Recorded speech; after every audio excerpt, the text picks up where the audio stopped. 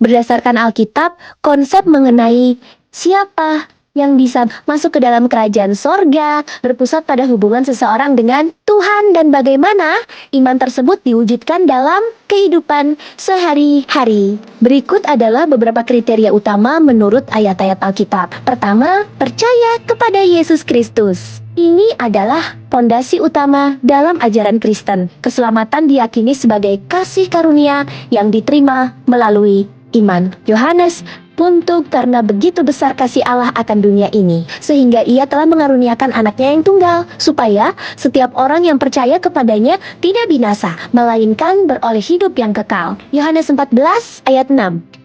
Yesus berkata, "Akulah jalan dan kebenaran dan hidup, tidak ada seorang pun yang datang kepada Bapa kalau tidak melalui aku, lahir baru." Yesus menekankan bahwa transformasi spiritual sangat diperlukan. Yohanes 20 ayat, "Aku berkata kepadamu, sesungguhnya jika seorang tidak dilahirkan kembali, ia tidak dapat melihat kerajaan Allah." Ini merujuk pada pembaruan hati dan roh oleh Roh Kudus. 3. Melakukan kehendak Bapa. Iman tidak hanya sekadar ucapan di bibir, tetapi harus disertai dengan ketaatan. Matius 36.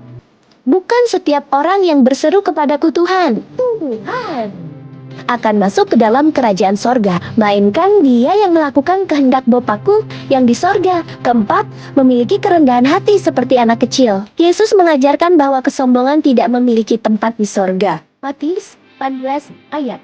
"Sesungguhnya jika kamu tidak bertobat dan menjadi seperti anak kecil ini, kamu tidak akan masuk ke dalam kerajaan sorga."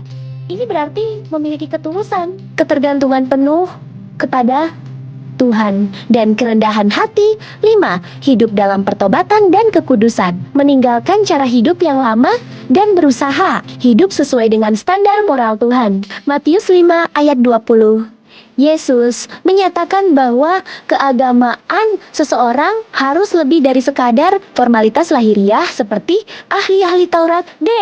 Harus terpancar dari kebenaran hati. Galatia 5 ayat 19 sampai 21. Rasul Paulus menyebutkan daftar perbuatan daging seperti penyembahan berhala, perselisihan, hawa nafsu, dan lain-lain, dan memperingatkan bahwa mereka yang melakukan hal-hal tersebut tidak akan mendapat bagian dalam kerajaan Allah. 6.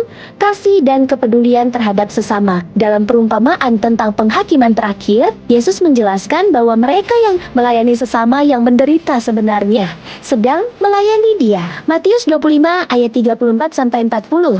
Memberi makan yang lapar, memberi minum yang haus, dan mengunjungi yang sakit adalah tanda dari mereka yang diberkati untuk menerima kerajaan yang telah disediakan. Sebagai kesimpulan, Alkitab mengajarkan bahwa pintu masuk ke kerajaan surga adalah melalui iman kepada Yesus Kristus yang kemudian membuahkan perubahan hidup, pertobatan, dan ketaatan kepada kehendak Allah dalam kasih.